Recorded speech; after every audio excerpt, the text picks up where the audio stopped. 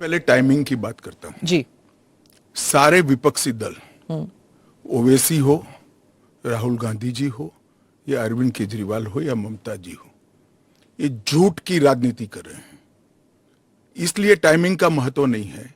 Bharatiya Janata party ने 2019 में अपने घोषणा पत्र में कहा है कि हम सीएए लेकर आएंगे और पाकिस्तान, अफगानिस्तान और बांग्लादेश के जो शरणार्थी है उनको नागरिकता देंगे। तो भारतीय जनता पार्टी का एजेंडा बहुत स्पष्ट है और वो एजेंडे के आधार पर हमें बहुमत मिला है।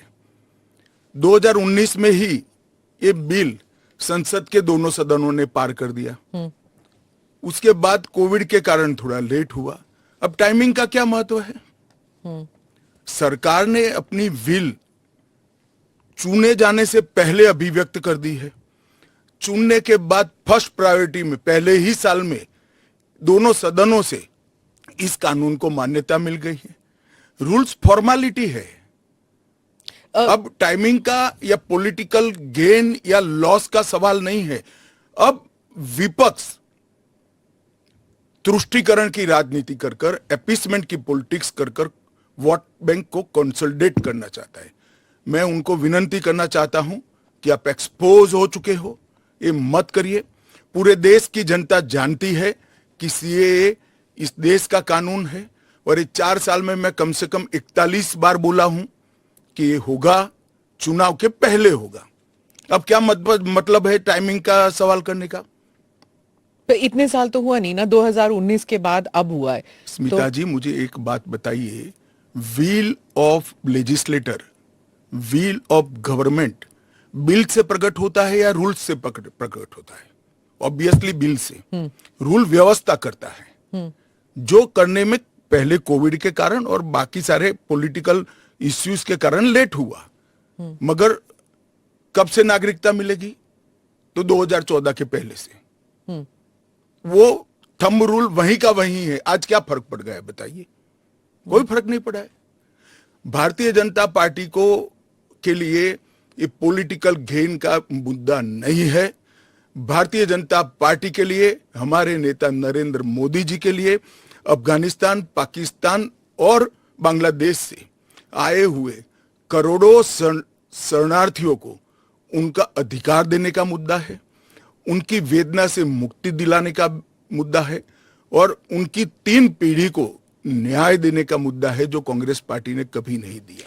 आप कह रहे हैं करोड़ों लोग यहाँ आएंगे, लेकिन ये पॉलिटिकल नहीं है, मतलब आपको कोई पॉलिटिकल फायदा नहीं होगा। लेकिन जो विपक्ष है वो कहती है कि आप एक नया वोट बैंक बना रहे हैं, बीजेपी एक नया वोट बैंक बना रही है अपने लिए। देखिए, विपक्ष को और कोई काम नहीं। उन्होंने तो सर्जिकल स्ट्राइक और एयर स्ट्राइक को भी बताया कि आपका पॉलिटिकल फायदा है, तो क्या हम टेररिज्म पर कदम न उठाए?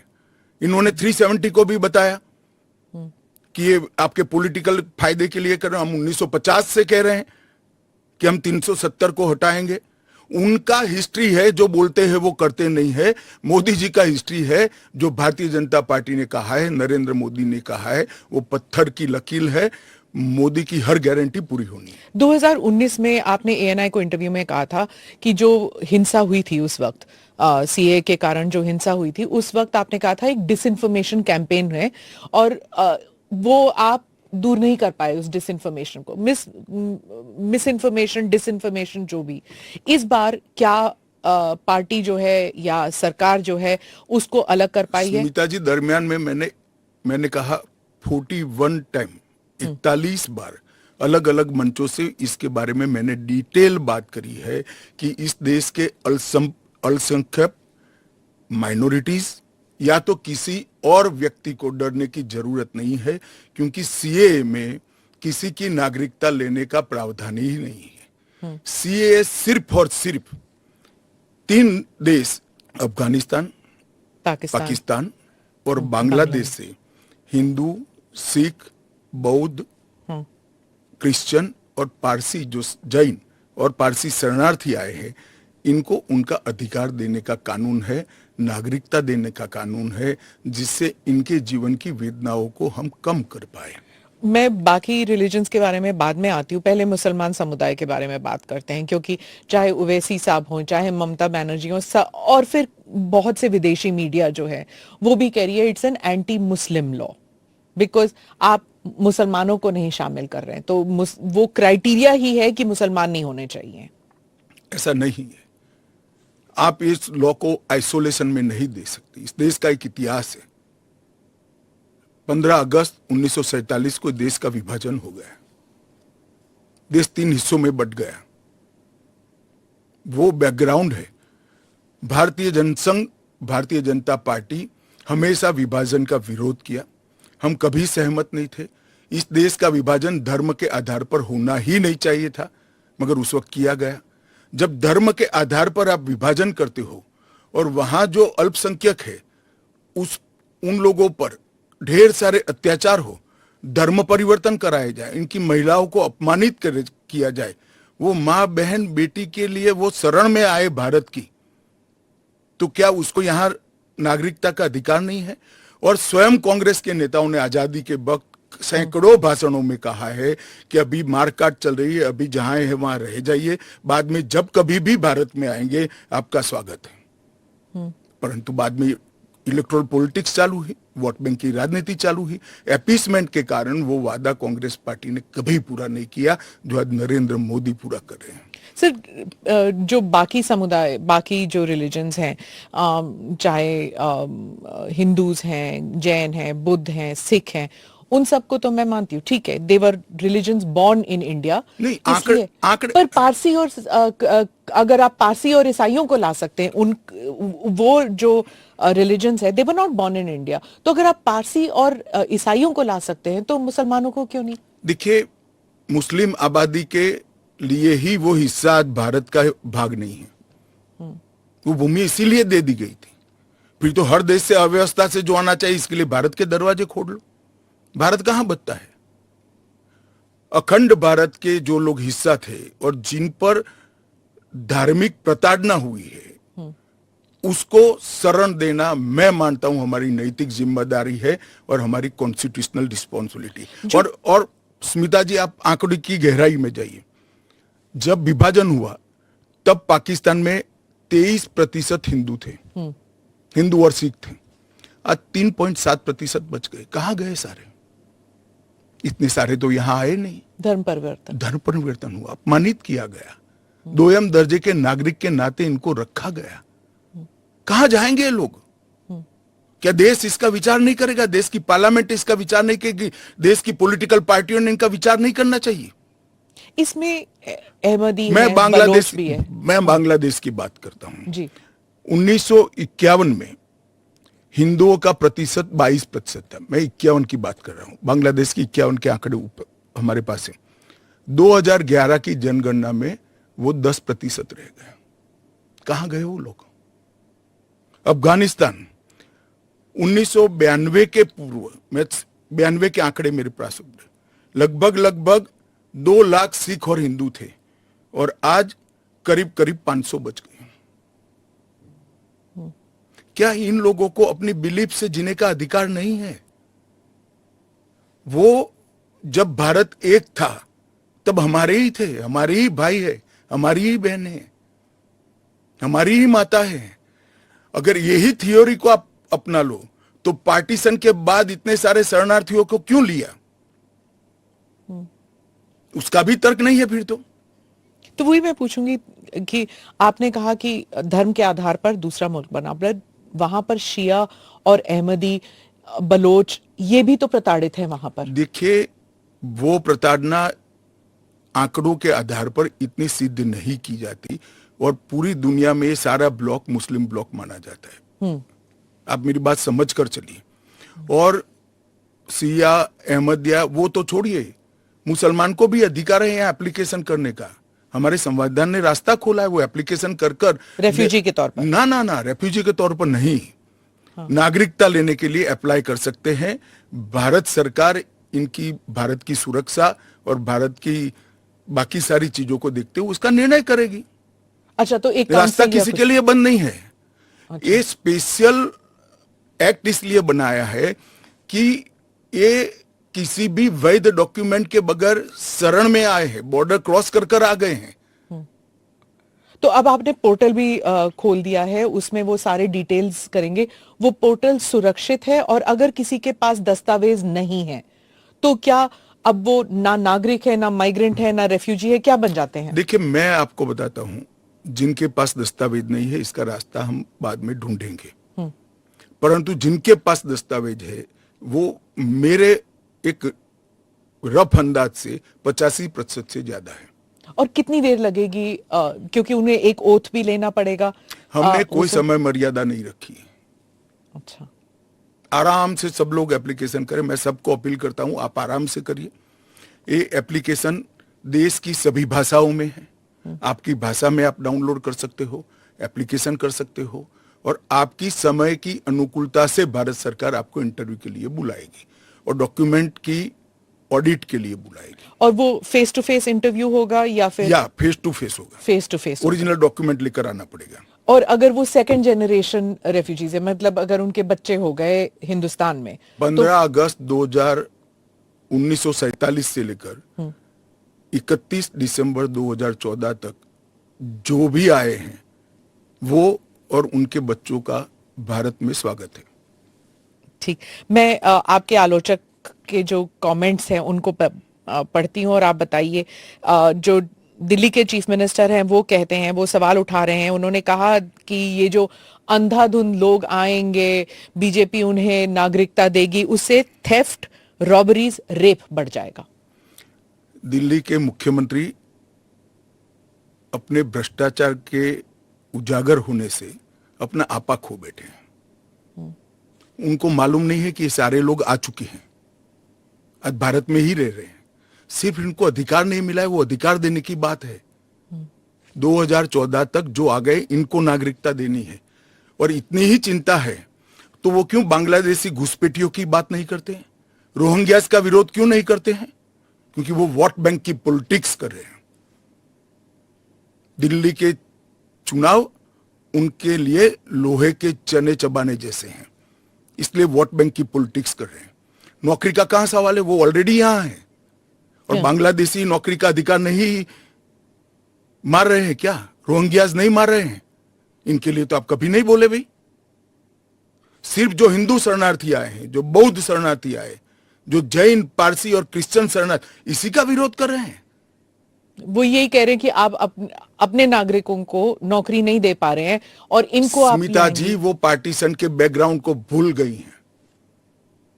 शायद उनको जो निराश्रित आए थे, जो रेफ्यूजीज आए थे, इनके परिवार के साथ एक चाय पीनी चाहिए। अरबों खरबों रुपए की संपत्ति छोड़कर रेफ्यूजी बनकर यहां आए थे, दिल्ली के बाजार में सब्जियों की दुकान लगाई थी। मोदी जी ने विभाजन की विभीषिका का दिन मनाकर उसको हिस्ट्री का हिस्सा बनाया है। इन लोगों के मन में संवेदना नहीं है, वो समझते नहीं है वहां धर्म के आधार पर इनके परिवार की महिलाओं का गौरव छीना जाए, अपमानित किया जाए, क्या करेंगे वो? इनकी वेदना हम भी नहीं सुनेंगे। 50 में आ गए, 60 में आ गए, 70 में आ गए, 80 में आ गए, आज भी नागरिकता नहीं है। बच्चों को अस्पताल में दाखला नहीं मिलता है, ढंग की नौकरी नहीं मिलती है, छुट भैया नौकरी करते हैं, अपने नाम से प्रॉपर्टी नहीं ले सकते हैं, मतदान नहीं कर सकते हैं। क्यों? क्या गुनाह है उनका? विभाजन का फैसला उन्होंने नहीं किया था, कांग्रेस पार्टी ने किया था। और उस वक्त सब ने कहा था कि जो आएंगे उसको हम नागरिकता देंगे। अब अपने वादे से मुकर जाना, मैं मानता हूं कि हमें तो कम से कम मंजूर नहीं है। इनकी संवेदनाओं को भारतीय जनता पार्टी भी महसूस करती है, इस देश के प्रधानमंत्री भी महसूस करते हैं, और हम मानते हैं कि इनकी ये 75 साल की वेदनाओं का अंत कभी न कभी आना चाहिए, और ये चुनाव के पहले आ जाए वो ठीक है। ममता बनर्जी पे आती हूँ।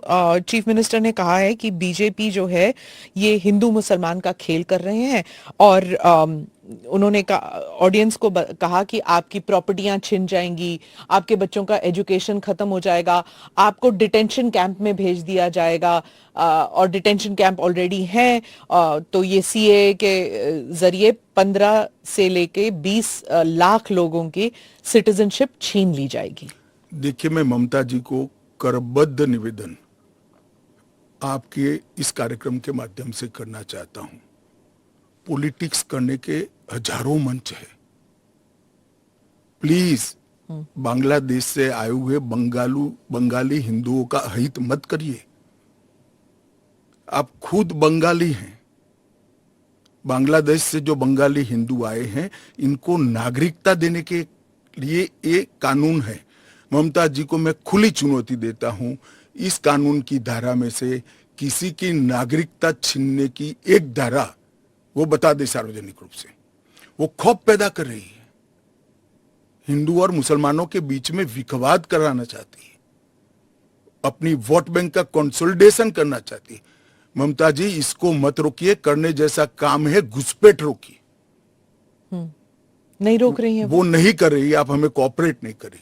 आसाम में कंप्लीट घुसपैठ रोक गया, क्योंकि वहां भारतीय जनता पार्टी का शासन है। किस तादाद तक घुसपैठ हुआ है और कब से हो रहा है? देखिए, इसके अधिकृत आंकड़े जब तक कोऑपरेट न करे, ढूंढना बहुत दिक्कत होती है, क्योंकि कलेक्टर के हाथ में पूरा मसले। और डिटेंशन कैंप की बात, अगर वो दिन दूर नहीं है जी, वो दिन दूर नहीं है कि वहां पर भी भारतीय जनता पार्टी की सरकार आएगी और हम इसको कड़ाई से रोकेंगे। इसीलिए तो आपको चाणक्य कहते हैं पॉलिटिक्स। नहीं, मैं मानता हूं कि अगर इसी प्रकार की पॉलिटिक्स आप करेंगे, इतने महत्वपूर्ण राष्ट्रीय सुरक्षा के मुद्दे के साथ अपीसमेंट की पॉलिटिक्स कर घुसपैठ होने देंगे, जो शरणार्थी आए हैं उनको नागरिकता देने का विरोध करेंगे, तो जनता आपके साथ नहीं रहेगी। ममता जी को शरणार्थी और घुसपैठिए दो शब्द के बीच का अंतर ही मालूम नहीं है या जान के नहीं कर रही? अब मैं तो जो बोलती है वो सच मानता हूं, इसलिए कह रहा हूं मालूम नहीं है। डिटेंशन कैंप के बारे में बताइए, इसके बारे में बहुत गलतफहमी आ रही है। ऐसा है, आप स्मिता जी इतनी जागरूक पत्रकार है, देश की जानी मानी पत्रकार है, आप भी स्वयं एक बार सीएए को पढ़ लेती, इसके रूल्स को पढ़ लेती, तो मालूम पड़ता इसमें कोई कैंप की प्रोविजन ही नहीं। जो इलीगल माइग्रेंट्स हैं, अगर उनके पास कोई दस्तावेज नहीं है, उन्हें वापस अपने देश भेजने से पहले उन्हें डिटेंशन कैंप में रखा जाता है। ये आपने डिटेंशन एरिया में, जेल में नहीं डाल सकते, ये आपने 2019 में मुझे समझाया था एक इंटरव्यू में। सीएए में डिटेंशन कैंप नहीं है। इसी को लेकर मैं सवाल पूछ रही हूं कि अगर सीएए के तहत वो लोग नहीं आते तो वो कहां जाएंगे, क्या होगा उनका? नहीं, उनकी व्यवस्था होगी ना। 100 लोगों का प्रॉब्लम है तो उसमें से 85 का तो अभी क्लियर हो रहा है, बाकी का आगे सोचेंगे। तो कितने लोग होंगे आपके हिसाब से? लाखों में, करोड़ों में, हजारों में, कितने लोग हैं? देखिए, ढेर सारे लोग हैं, इसकी कोई गिनती नहीं है। वो जब एप्लीकेशन आएगी, और बहुत सारे लोग, ये जो मिस कैंपेन चल रहा है, अपप्रचार चल रहा है, इसके कारण शायद एप्लीकेशन करते हुए भी डरेंगे। मैं सबको आश्वस्त करना चाहता हूं, आप यहां पर अप्लाई कर दीजिए। नरेंद्र मोदी गवर्नमेंट पर भरोसा रखिए। आपको रिट्रोस्पेक्टिव इफेक्ट से सिटीजनशिप दी जाएगी। आपका अवैध तरीके से भारत में आना, इस शरणार्थी के रूप में आपको स्वीकृति ये कानून दे रहा है। इसका कोई क्रिमिनल केस आप पर होगा नहीं, और आपकी भारत में की हुई सारी एक्टिविटी को भी वैधता प्रदान की जाएगी। तो किसी को डरने की जरूरत नहीं है। उनके पास एक्स्ट्रा राइट्स होंगे या इक्वल राइट्स होंगे या कम राइट्स होंगे? इक्वल राइट होंगे। वो भारत के नागरिक माने जाएंगे। मेरा और आपके जितना ही अधिकार उनका होगा। एक और बात थी, वो एक तो गलतफहमी, अप्रचार कहिए या जो भी है, या कंफ्यूजन ही कहिए, कि असम में सीएए लागू होगा या नहीं होगा, और एनआरसी और सीएए ये इनका क्रॉसिंग है कि नहीं, इंटर देखिए, असम में जो एनआरसी की ऑर्डर हुए वो सुप्रीम कोर्ट ऑफ इंडिया की, इसका सीएए से कोई लेन देन नहीं है। आसाम नहीं, देश के हर हिस्से में सीएए लागू होगा। सिर्फ नॉर्थ ईस्ट के राज्य जहां पर 2 प्रकार के विशेषाधिकार उनको दिए गए हैं, वो विशेषाधिकार के तहत जो राज्य आते हैं उनको ही सीएए नहीं होगा। एक इनर लाइन परमिट का प्रोविजन है, और संविधान की 6ठी अनुसूची में शामिल जनजातीय क्षेत्र है। हाँ, वो जो 6 शेड्यूल में वो असम के कुछ, जम्मू कश्मीर के कुछ इलाके, राजस्थान के कुछ इलाके, हिमाचल के कुछ इलाके आते हैं उसमें, वहां नहीं लागू होगा, बाकी सब जगह लागू हो जाए। पर लोग नहीं जानते ना, क्योंकि कुछ साल वो यहाँ है, कुछ साल, और जो ट्राइबल इलाके हैं उनका जो कॉम्पोजिशन है वो बदलेगा नहीं सीए की वजह से। जरा भी नहीं बदलेगा। हाँ। ट्राइबल कॉम्पोजिशन और उनके अधिकार को हम जरा भी डाइल्यूट नहीं कर रहे हैं। हाँ। हमने एक्ट में ही प्रोविजन कर दिया है कि जहां पर भी इनर लाइन परमिट है और जहां संविधान की 6ठी सूची में जो क्षेत्र शामिल किए गए हैं, इन पर वहां पर सीएए नहीं लागू होगा और वहां के एड्रेस वाला एप्लीकेशन भी ऐप में अपलोड ही नहीं होता है। तो लागू होने का सवाल ही नहीं आता है। और एक्ट में ही प्रोविजन है, मगर हमने एप्लीकेशन में भी वो एरिया को एक्सक्लूड कर दिया है। कोई अप्लाई करेगा भी वो वहां से तो नहीं, ऐप ही नहीं खुलेगा। पर वो कहीं और जाके अप्लाई कर सकता है ना? तो वो भारत के नागरिक तो बन ही सकते हैं। हाँ, अच्छा, ओके। वो संविधान की 6ठी अनुसूची में सुरक्षित क्षेत्रों के नागरिक नहीं बन सकते। इनर लाइन परमिट से सुरक्षित क्षेत्रों के नागरिक नहीं बन सकते। वो भारत के नागरिक बन ही सकते हैं। आपने कहा हर जगह लागू होगा। केरल, तमिलनाडु, पश्चिम बंगाल, इन तीनों राज्यों ने कहा है कि हम यहां पर लागू नहीं होने देंगे। क्या उनके पास ये अधिकार है कि वो लागू नहीं करने देंगे? वो भी समझ रहे हैं कि उनको अधिकार नहीं है। हमारे संविधान के अनुच्छेद 11 में संसद ने नागरिकता के बारे में कानून बनाने का अधिकार केवल और केवल भारत की संसद को दिया गया है। एक केंद्र का विषय है, केंद्र और राज्यों का साझा विषय नहीं है। तो नागरिकता के बारे में कानून और कानून का इम्प्लीमेंटेशन, वो दोनों हमारे संविधान की 246/1 अनुच्छेद के माध्यम से इसको शेड्यूल 7 में डाला गया है, जो केंद्र की, इसकी तमाम शक्तियां केंद्र को दी गई है। पर जैसे वेरिफिकेशन वगैरह है, पूरा जो ग्राउंड पे तो चेकिंग होगी ना, वो सब तो स्टेट गवर्नमेंट ही करेंगे। क्या वेरीफाई करना है? सिर्फ पोर्टल के थ्रू? वो तो इंटरव्यू में लेकर आएंगे कि मैं बांग्लादेश से आया हूं, देखिए मेरा पुराना डॉक्यूमेंट है। और वो राज्य में नहीं होगा इंटरव्यू? इंटरव्यू राज्य में भी हो सकता है, भारत सरकार करेगी। तो कोऑपरेशन की जरूरत नहीं है, क्योंकि ये करना ही होगा। मैं मानता हूं चुनाव के बाद सब कोऑपरेट करेंगे। ये पॉलिटिक्स के लिए गलत प्रचार कर रहे हैं, एपीसमेंट की पॉलिटिक्स। और क्या यहाँ मतलब बांग्लादेश, अफगानिस्तान, पाकिस्तान के जो शरणार्थी हैं, क्या वो तमिलनाडु में गए हैं? वहां पर मतलब स्टालिन इसको इतना बड़ा, भाई मैं कोई पॉसिबिलिटी छोड़ना नहीं चाहता। हाँ। एक भी है तो उसको नागरिकता देंगे। जी। जयराम रमेश, कांग्रेस के नेता, ने कहा है कि ये अनकॉन्स्टिट्यूशनल है। शशि थरूर कहते हैं कि अगर कांग्रेस जीत जाती है इलेक्शन या इंडिया अलायंस जीत जाती है तो ये सीएए को रिपील कर दिया जाएगा। क्या कहेंगे आप? देखिए, उनको भी मालूम है कि इंडिया अलायंस सत्ता में नहीं आना है। मैं आज आपके चैनल पर कहना चाहता हूं, सीए के कानून को भारतीय जनता पार्टी की सरकार लाई है, नरेंद्र मोदी सरकार लाई है। इसको रिपील करना असंभव है। हम पूरे देश को जागरूक करेंगे और रिपील करने वालों को कहीं पर स्थान ही न मिले, इस स्थिति होगी। और जहां तक असंवैधानिक होने का सवाल है, वो आर्टिकल अनुच्छेद 14 का हवाला देते हैं।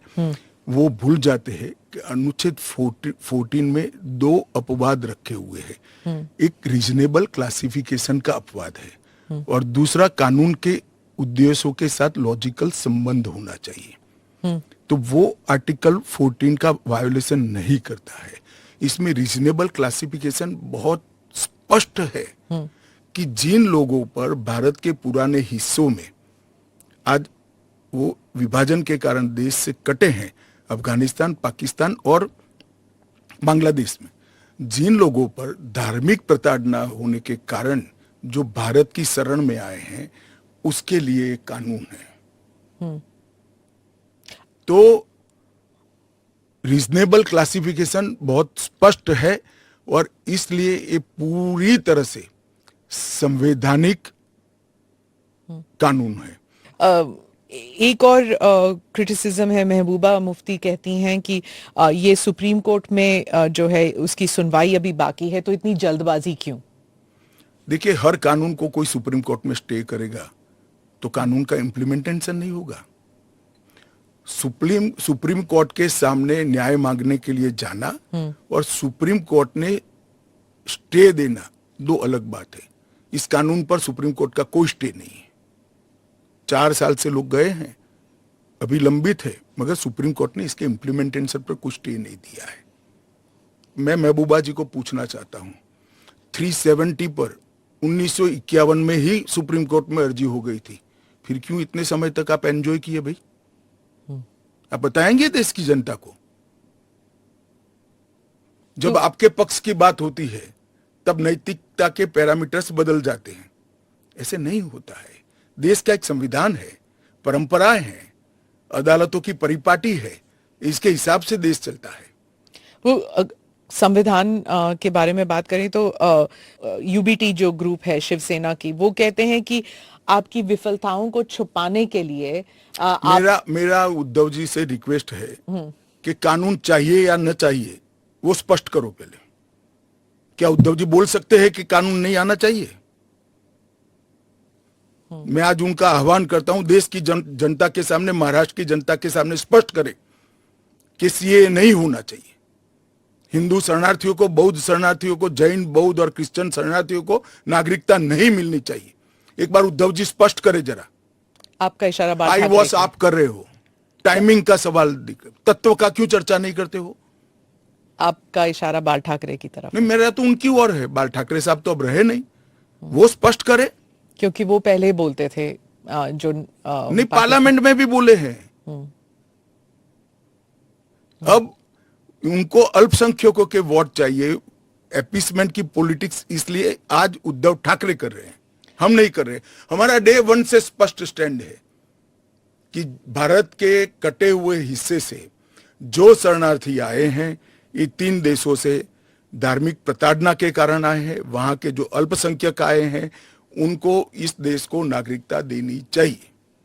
ओवैसी साहब पे आ जाती हूँ, जो आपके हमेशा ही स्पीक्स अगेंस्ट यू, तो उनके बारे में वो खुलकर ही कह रहे हैं कि ये एंटी मुस्लिम है। क्या तर्क है आपका? एंटी मुस्लिम कैसे है? कि आप सिर्फ मुसलमानों को एक उसको आपने क्राइटेरिया बना दिया। ये मैं वो कह रहे हैं, क्राइटेरिया ये बना है कि जिस पर धार्मिक प्रताड़ना होती है इसको देंगे। और अगर वो और भारत के पुराने हिस्से से मुसलमानों पर इसलिए धार्मिक प्रताड़ना नहीं हो सकती कि तीनों देश घोषित इस्लामी स्टेट है। कौन करेगा धार्मिक प्रताड़ना? कौन करेगा इस्लाम के अनुयायियों के साथ? ये तीनों देश घोषित इस्लामिक स्टेट इनके नाम के अंदर है, इनके संविधान में है। पर मैं फिर से वही पूछूंगी कि अगर आप ईसाइयों को दे सकते हैं, अगर आप पारसीज को दे सकते हैं जो इस्लामिक नहीं है, और अगर उन पर हो रहा है, तो फिर आप why can't you give it मुसलमानों को क्यों नहीं? देखिए, ऐसे तो फिर दुनिया भर से देश में जो आए सबको नागरिकता दे। तो अमेरिका तो करता है ना, सबको ले हम भी लेता है। करते हैं, अप्लाई करे वो घुस कर नहीं आ सकते। उनको ऑफिशियल एयरपोर्ट से, ऑफिशियल पोर्ट से, ऑफिशियल लैंड पोर्ट से आने की परमिशन ही नहीं है। इसलिए बेचारे घुस कर आते हैं, शरण में आते हैं। अमित भाई, वो आपका एक वो इंटरव्यू बार बार लूप पे चल रहा है हर जगह कि क्रोनोलॉजी समझिए, सीए के बाद एनआरसी आएगा। देखिए, ऐसा है स्मिता जी, सीए का कानून अभी चर्चा पर है। एक, इसमें एनआरसी का कोई प्रोविजन नहीं है। 2, इसमें किसी की नागरिकता छीनने का कोई प्रोविजन नहीं है। 3, अगर विपक्ष को ये चाहिए कि उनसे चर्चा हो, तो कोई भी कानून करने से पहले और बाद में संसद में चर्चा होती ही है। तो दोनों को मिक्सअप कर आप क्या लेना चाहते हो? अभी सिर्फ सीए चर्चा में है। जैसे सीए को इतना वक्त लगा, जिस तरह फार्म लॉज को रोल बैक किया गया क्योंकि सच अ लॉट ऑफ बैकलैश, तो क्या अगर इंटरनेशनल प्रेस में आने लगे और अगर यहाँ पर सड़कों पर लोग उतर आए, तो क्या ये भी वापस ले लिया जाएगा? देखिए, सीए का कानून कभी वापस नहीं जाएगा, और भारत की नागरिकता सुनिश्चित करना ये भारत का विषय है, भारत की संप्रभुता का निर्णय है। इसके साथ हम कोई कॉम्प्रोमाइज नहीं कर सकते। जब हम ट्राइबल एरियाज की बात करते हैं, अभी आपने कहा कि जो 6 शेड्यूल और जो काउंसिल्स, ट्राइबल काउंसिल्स का एरिया था, वहां पर ये ऑटोनोमस काउंसिल्स जहां पर हैं वहां पर नहीं होगा, लागू नहीं होगा। इन एरियाज में जो है डेवलपमेंट होता नहीं है, क्योंकि इतने सारे लेवल्स ऑफ गवर्नेंस होते हैं वहां पर। आप 2 दशक पहले की बात कर रही हाँ। हैं। आज वहां जाकर आइए, मोदी जी ने पूरे नॉर्थ ईस्ट में एयरपोर्ट वगैरह, हाँ। एयरपोर्ट बना दिए, रेल पहुंचने को आ गई, रोड बना दिए, हर घर में बिजली पहुंच गई, शौचालय पहुंच गया, हर घर में स्वास्थ्य की सुविधाएं पहुंच गई, गैस का सिलेंडर पहुंच गया, शिक्षा की भी उच्चतम शिक्षा संस्थान आज नॉर्थ ईस्ट में एस्टैब्लिश हुए हैं। जो पोर्टल से जब इनको नागरिकता मिलेगी, इससे उनको क्या क्या सुविधाएं मिलेगी? क्या आम नागरिक की तरह, या फिर जैसे उनको ये दिखाना पड़ेगा कि हाँ सीएए के तहत हमको नागरिकता मिली है? क्या ये अलग आइडेंटिटी? ना ना ना ना ना, वो भारत के आम नागरिक की तरह ही भारत के नागरिकों की सूची में सम्मान के साथ समाहित हो जाएंगे, और उनको मेरे और आपके जितना ही अधिकार होगा। वो चुनाव भी लड़ सकते हैं, एमएलए भी बन सकते हैं, एमपी भी बन सकते हैं, मुख्यमंत्री या केंद्र सरकार के मंत्री भी बन सकते हैं। राहुल गांधी जो न्याय यात्रा में बार बार सीए भी उठा रहे हैं, और बाकी विषयों पर भी सरकार पर आरोप लगाते हैं कि अपनी विफलताओं को छुपाने के लिए कभी सीए लागू कर रहे हैं मेरा तो आपसे कभी। रिक्वेस्ट है, जी। कांग्रेस में आपकी अच्छी खासी पहुंच है, इस विषय पर राहुल जी से एक बार चर्चा कर डिटेल पूछ लो जरा। वो चर्चा नहीं कर रहे ना, वो मीडिया को वहां पर कह रहे हैं कि मीडिया जो है वो चर्चा नहीं करना चाहती, क्योंकि वो हमारे हाथ बंधे हुए हैं, हमारा मुंह बंद है। नहीं, मगर इस कमरे में बैठकर आपको इंटरव्यू करे सीए पर और समझाए, जो वो बोल रहे हैं वो इतना समझा दे जनता को। राजनीति के अंदर आपके निर्णय को जस्टिफाई करने की जिम्मेदारी आपकी होती है। जैसे मेरी सरकार का फैसला है सीए, इसके बारे में मेरी पार्टी के तर्क, मेरी गवर्नमेंट के तर्क, और क्यों ये देश के हित में है मुझे समझाना पड़ता है। जरा राहुल गांधी जी आपके इसी कमरे में आकर देश को समझा दे कि क्यों विरोध में है। आप कहते हैं कि ये राजनीतिक नहीं है, लेकिन आपके जो राजनीतिक स्पीचेस हैं, तेलंगाना में आपने कहा, जब आप अपने वायदे गिनते हैं कि ये वायदे हमने पूरे किए, तो सीए भी उसमें है। तो इसमें राजनीतिक कहां से हो गया? तो फिर आपके तो वायदे हमारा एक वादा था कि देश के अर्थतंत्र को सुधारेंगे, तो क्या अर्थतंत्र मत सुधारो, पॉलिटिक्स कर रहे हो। ये राजनीतिक कहां से हो गया? हम मानते हैं सीए देश के हित में है, इनका अधिकार है, इसलिए हमने दिया है। पॉलिटिक्स कहां से? वो भी कहना देना चाहिए। अगर राजनीतिक फायदा है तो उनको कौन रोक रहा है? पर सीए पे तो बहस हुआ नहीं ना, वो पास हो गया, उसके बाद पास कैसे हो गया? पार्लियामेंट में पूरी बहस करी हमने। तो अगर 400 सीट आते तो क्या वो फुल लाइसेंस हो जाता है कि आपके हिसाब से कि जनता ने कहा कि हमने आपको 400 सीट दी है, अब आप जो भी देश हित में समझे वो करते जाइए। ऐसे लाइसेंस जिन्होंने उपयोग करे, हमने तो कभी नहीं करे। हमने तो जनता ने जब जब आशीर्वाद दिया बड़ी जिम्मेदारी के साथ देश चलाया, चाहे अटल जी हो चाहे नरेंद्र भाई। इंदिरा गांधी ने एक बार लाइसेंस का दुरुपयोग किया था और फिर स्वयं चुनाव हार गई थी। तो इसका भी मैकेनिज्म पड़ा है ना। जो लाइसेंस का दुरुपयोग करेगा उसका भी मैकेनिज्म है। हमारे 5 साल के बाद पब्लिक के सामने जाना है, यहां समाप्त नहीं हो जाता है। ये आप कह रहे हैं, लेकिन जैसे फॉरेन मीडिया को अगर आप देखें, वो कह रहे हैं कि एक के बाद एक जो आपने किया है, चाहे ट्रिपल तलाक हो, 370 हो, सीएए हो। एक सेकंड, फॉरेन मीडिया को पूछे उनके देश में ट्रिपल तलाक है क्या? नहीं है। उनके देश में मुस्लिम पर्सनल लॉ है क्या? उनके देश में एक भी स्टेट में 370 जैसा प्रोविजन है क्या? फिर हमारे में हिंदू लॉ भी तो है, सक्सेशन लॉ है। इसका नाम हिंदू लॉ है, वो देश का नागरिक कानून ही है। फिर मैं उसी सवाल पे आती हूँ, चाहे सीए हो, यूसीसी हो, या यूसीसी नहीं, सीए हो, या फिर 370 हो, ट्रिपल तलाक हो, ये सब आपकी मेजॉरिटी की वजह से ये सब स्मूथली हो गया। अगर आप 400 लेकर आते हैं तो फिर तो कुछ और ही हो सकता है, इन द सेंस कि प्रियम्बल तक आप बदल सकते हैं, सोशलिज्म हटा देंगे, सेक्युलरिज्म हटा देंगे। संविधान की रचना करते वक्त ये सारी चीजें बहुत सोच समझकर बनाई गई हैं। तो मुझे बताइए कि जब जवाहरलाल नेहरू जी की पूर्ण बहुमत होती थी, इंदिरा जी की होती थी, राजीव गांधी को 400 सीट मिल गई, तो उस वक्त सब उचित था? नहीं था ना, इसीलिए तो उन्हें हटा दिया गया। तो हम भी नहीं करेंगे, उचित नहीं करेंगे, हम संयम नहीं रखेंगे, सेल्फ डिसिप्लिन नहीं रखेंगे। तो हमें भी बदल देंगे। ये तो कोई तर्क नहीं हुआ। देखिए, नरेंद्र मोदी के पास, इस देश के प्रधानमंत्री के पास 10 साल का ए ग्रेड पास्ट रिकॉर्ड है और 25 साल का प्लानिंग है। 25 और साल 25 साल Total. का प्लानिंग उन्होंने बनाया है कि 15 अगस्त 2047 को भारत पूर्ण विकसित भारत होगा। और उन्होंने पहली बार सरकार की मदद से नहीं, देश के 130 करोड़ लोगों को आह्वान लेकर संकल्प करा है कि सभी लोग जुटे। और ये 25 साल भारत को महान बनाने के 25 साल है। और मुझे बड़ा गर्व है कि मेरे नेता के आह्वान पर पूरा देश आज इस संकल्प से संकल्पित होकर अमृत काल के लिए तैयार होकर खड़ा है।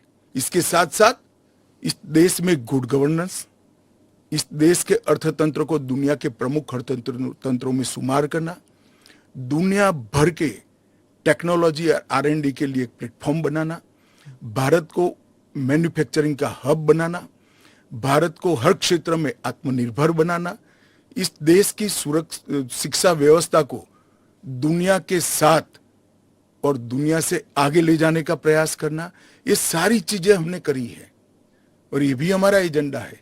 मगर आप जब हमारे भाषण में से कुछ चुन लेती हो तो यही मुद्दे चुनती हो। अगर आप चुनाव जीतते हैं अगले 5 साल में एजेंडा क्या होगा? चलिए, एजेंडा हमारा घोषणा पत्र आएगा, इसमें आ जाएगा। आपका बहुत बहुत धन्यवाद। चलिए, धन्यवाद। धन्यवाद।